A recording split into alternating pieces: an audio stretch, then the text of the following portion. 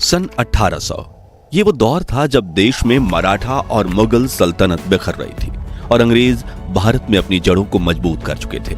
ये वो दौर था जब अफगानिस्तान से लेकर म्यांमार तक एशिया के सबसे बड़े हिस्से में सिर्फ भारत ही भारत हुआ करता था।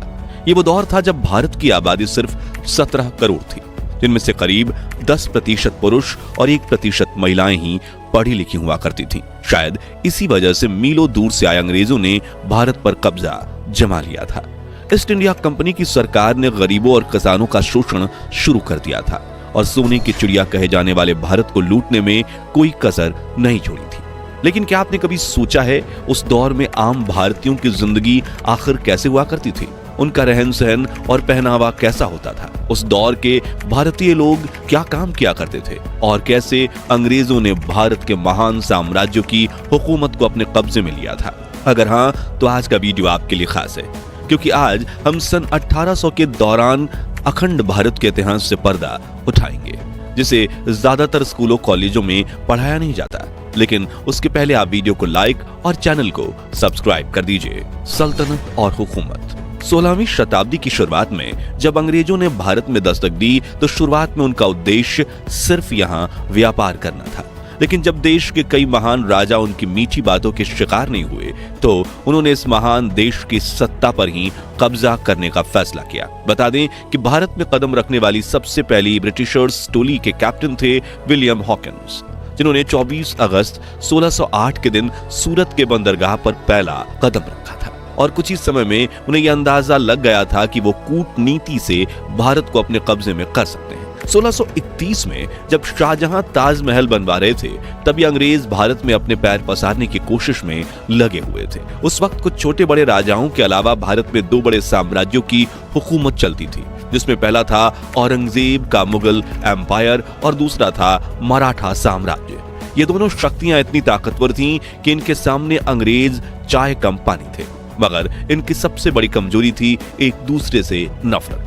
जो देख अंग्रेज एक तरफ इन दोनों सल्तनतों के राजाओं के तलवे चाटते रहे और ये जताने की कोशिश करते रहे कि हम आपके साथ हैं, लेकिन दूसरी तरफ बड़ी चालाकी से कूटनीति करके इन दोनों साम्राज्यों में कई लड़ाइयां करवाईं और खुद बाजी मारने के लिए सही मौके का इंतजार करते रहे। अपनी इसी मंशा में कामयाब होने में अंग्रेजों को 100 साल लग गए और शुरुआत हुई 18वीं सदी की, जब ईस्ट इंडिया कंपनी ने भारत में अपने पैर पसार लिए थे। मुगलों की सल्तनत खत्म होने के कगार पर थी और मराठा साम्राज्य भी कई इलाके अंग्रेजों से हार चुका था। एक तरफ वो गरीबों और किसानों का शोषण कर रहे थे, दूसरी तरफ शिक्षा और पैसों के लालच देकर युवा भारतीयों को ही अपनी ब्रिटिश आर्मी में भर्ती करना शुरू कर दिया था। वो भारतीय व्यापारियों से बहुत ज्यादा कर वसूलते थे। उन्होंने यहाँ पर अपनी फैक्ट्रीज खोल रखी थी जहाँ सस्ते में बना एक्सपोर्ट करके वो अंधाधुंध पैसा छाप रहे थे और ये पूरा पैसा भारत से सीधा ब्रिटेन जाता था, जिस वजह से भारत में आर्थिक संकट के दौर की शुरुआत हुई। भारतीयों की कमाई, पैसों की किल्लत और लगान।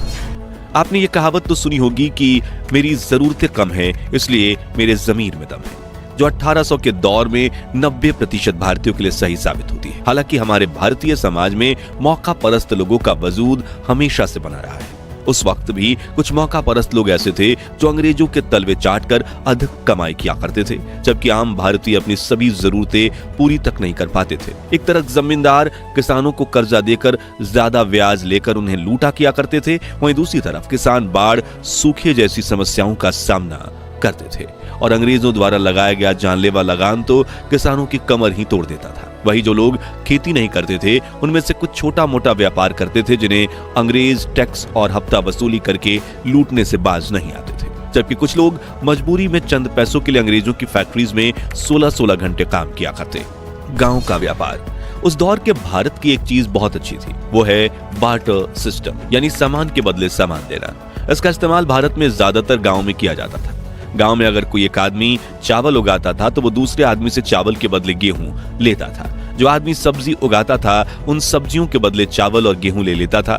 जैसे कि 1 किलो धान के सामने 4 किलो शक्कर, पूरे महीने के अनाज के सामने पूरे महीने की सब्जियां और 5 किलो गेहूं के बदले 5 किलो दाल। इससे फायदा यह होता था कि खाने पीने की हर चीज गांव में मिल जाती थी और इसके लिए पैसे चुकाने की जरूरत भी नहीं थी। इसलिए गांव में पैसे का चलन बहुत कम था। इसके साथ आज भी अगर आप भारत के कुछ गांवों में जाएंगे तो वहां पर अदला बदली की प्रथा मिलेगी जो बहुत अच्छी है। पहनावा दोस्तों, आज के मॉडर्न भारत में जहां हर तरफ पश्चिमी सभ्यता यानी वेस्टर्न कल्चर का असर दिखाई देता है, लोग jeans, shirt, T shirt, top और सूट पहने नजर आते हैं, लेकिन एक समय था जब भारतीयों का अपना अलग ही देसी पहनावा हुआ करता था। पुरुष सादी धोती और गमछा पहनते थे, औरतें साड़ी पहनती थीं और छोटे बच्चे ज्यादातर निक्कर में खेलते कूदते नजर आते थे। कुछ लोग धोती और कुर्ता पहनते थे, जबकि कुछ बड़े जमींदार ही अंग्रेजी पहनावा यानी जीन्स और शर्ट पहनते थे। भारत की यही सादगी और विविधता उन्हें अंग्रेजों से खास बनाती थी। यहाँ तक कि आज भी राजस्थान और उत्तर प्रदेश में रहने वाले कुछ बड़े बुजुर्ग उस वक्त का सादा पहनावा पहनते हुए देखे जा सकते हैं। लेकिन हम में से ज्यादातर युवाओं को आज लुंगी पहनना नहीं आता, जो थोड़ा निराशाजनक जरूर है। व्यवहार, रहन सहन और काम धंधा, आज इंसान चांद पर पहुंच गए, मंगल ग्रह पर रोवर भेज चुके हैं और फिर आर्टिफिशियल इंटेलिजेंस ने दुनिया को लेकिन सन 1800 के आसपास भारत में टेक्नोलॉजी का कोई नामो निशान नहीं था, लेकिन हर भारतीय का जीवन सुकून से भरा था। बात करने के लिए तार से जुड़ा टेलीफोन तक नहीं था, लेकिन दिल से दिल का कनेक्शन मजबूत था। रिश्तेदारों से महीनों और कई सालों तक मिलना मुश्किल था, लेकिन मन में इज्जत और लगाव जरा भी कम नहीं था। घास फूस और मिट्टी से बने घर ही कच्चे थे, लेकिन लोगों के दिल बड़े सच्चे थे। यातायात के सिर्फ बैलगाड़ी साधन थी, लेकिन लोगों के शरीर में बहुत फुर्ती थी। जेब में पैसों की फूटी कौड़ी ना हो, इसलिए चेहरे पर शिकन नहीं थी, और भाईचारा ऐसा था कि एक आवाज पर पूरे गांव की भीड़ इकट्ठा हो जाती थी। मित्रों, उस दौर में जमीन छोटी हो या बड़ी, ज्यादातर लोग खेती करना ही पसंद करते थे, और भारतीय किसानों की पसंदीदा फसल नील, कॉटन, अफीम, गेहूं और धान ही हुआ करती थी, जिसे किसानों से खरीदकर अंग्रेज विदेशी मार्केट में अच्छी कीमतों पर बेचते थे। लोग खेती के साथ किसान पशुपालन भी करते। जो लोग खेती नहीं करते थे वो अंग्रेजों की फैक्ट्री में काम किया करते। शाम होते ही सभी लोग अपने घर में आकर भजन कीर्तन और सत्संग किया करते थे, लेकिन जिसके लिए घरों में दिए भी जलाए जाते, क्योंकि इस दौर में भारत में लाइट नहीं थी। फिर लोग रात में जल्दी सो जाते और सुबह जल्दी उठकर काम पर चले जाते।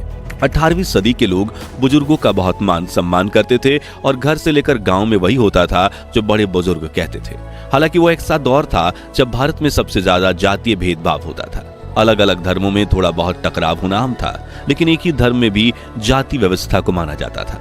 ये जातियां हिंदुओं को 4 मुख्य श्रेणियों में विभाजित करती थी: ब्राह्मण, क्षत्रिय, वैश्य और शूद्र, जिनमें दलितों और बाकी छोटी जातियों के साथ काफी भेदभाव किया जाता था। और ये भेदभाव तो पिछले 200 वर्षों से चला आ रहा था, जिसके खिलाफ डॉक्टर बाबा साहब आम्बेडकर ने काफी बड़ी जंग लड़ी थी और 20वीं सदी में देश में क्रांति ला दी। लेकिन उन्होंने इस भेदभाव को कैसे खत्म किया, जानने के लिए आप हमारी डॉक्टर आम्बेडकर की अनसुनी अनकही कहानियों वाली सीरीज देख सकते हैं, जिसके लिंक डिस्क्रिप्शन में है। फिलहाल मुद्दे पर वापस आएं तो उस दौर में अंग्रेजों ने ही डिवाइड एंड रूल नियम को अपनाकर भारतीयों की एकता को भंग करने के लिए जातिवाद और ज्यादा इसका बढ़ावा दिया। लोग अपनी जाति के हिसाब से ही काम किया करते, जैसे कि धोबी कपड़े धोते, कुम्हार मिट्टी के बर्तन बनाते, नाई हर पीढ़ी बाल काटती थी। इस तरह हर कोई अपने हिसाब से काम धंधा किया करता था। आबादी और इलाका, आज भारत की जनसंख्या विश्व में सबसे ज्यादा यानी 145 करोड़ के पार कर चुकी है, लेकिन उस वक्त के अखंड भारत की जनसंख्या सिर्फ 17 करोड़ थी। वो भी सिर्फ कश्मीर से कन्याकुमारी तक फैले भारत में नहीं, बल्कि अखंड भारत में 17 करोड़ लोग ही रहते थे, जो हिंदुस्तान के साथ पाकिस्तान, बांग्लादेश, बर्मा और अफगानिस्तान से मिलकर बना हुआ था। आज मुंबई, दिल्ली और बंगलोर जैसी मेट्रो सिटीज में लोग घंटों ट्रैफिक में बिता देते हैं और शहरों में हर तरफ खूब भीड़ भाड़ देखने को मिलती है। वहीं उस वक्त ऐसा कुछ नहीं था। लोकल मार्केट के अलावा किसी भी इलाके में भीड़ भाड़ नहीं होती थी। देश के बड़े हिस्से में घने जंगल फैले हुए करते थे। बड़े बड़े जंगलों के बीच छोटे छोटे गांव बसे होते थे और शहरी इलाके बहुत ही कम हुआ करते थे। इस वजह से भारत अनगिनत जंगली जानवरों का घर था और इंसानों को हर समय इन जानवरों के हमले का डर सताता रहता था। लोग रात को सोने से पहले अपने घर में आग जलाते थे ताकि अंधेरे से कोई भी जंगली जानवर आकर उन पर हमला न कर सके। हालांकि इन जंगली जानवरों की वजह से समग्र भारत में प्रदूषण का नामो निशान नहीं था। उपजाऊ जमीन की भरमार थी। लोग पोषक तत्वों से भरपूर शुद्ध खाना खाते थे। आज की तरह फलों और सब्जियों में केमिकल मिलाने का कोई सवाल ही नहीं था। सड़कों की हालत भले ही खस्ता थी, लेकिन लोगों की जिंदगी खुशहाल थी। उस वक्त के भारतीयों की औसत उम्र भी आज से काफी ज्यादा हुआ करती थी। शिक्षा और साक्षरता, अब बात करें पढ़ाई लिखाई की तो आपको जानकर हैरानी होगी कि उस वक्त भारत में पढ़े लिखे लोगों की संख्या बहुत ही कम थी। देश में सिर्फ 10% पुरुष और 1% महिलाएं ही साक्षर थीं। हालांकि बिना पढ़ाई लिखाई के ही भारत में रहने वाले सभी लोग किसी ना किसी काम में बहुत निपुण थे। कुल मिलाकर उस वक्त में भारत की कुछ चीजें बेहद अच्छी थीं तो कुछ बहुत खराब। कहीं पर लोग बहुत खुश थे तो कहीं बहुत दुखी। लेकिन भारत हो या दुनिया का कोई भी देश, सदियों से संतुलन बनाए रखने के लिए कुदरत यही नियम चलता आया है।